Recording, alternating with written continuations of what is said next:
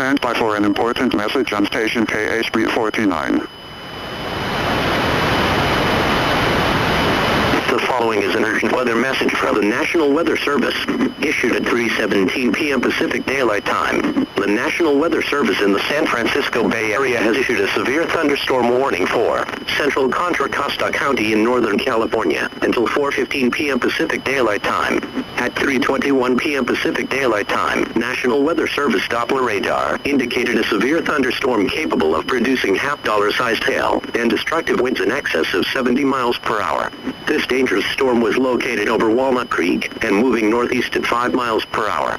The severe thunderstorm will be near Clayton, Walnut Creek, Pleasant Hill, Alamo, and Concord around 3:25 p.m. Pacific Daylight Time. Pittsburgh and Antioch around 3:30 p.m. Pacific Daylight Time. Oakley around 3:35 p.m. Pacific Daylight Time. Other locations in the warning include Bethel Island.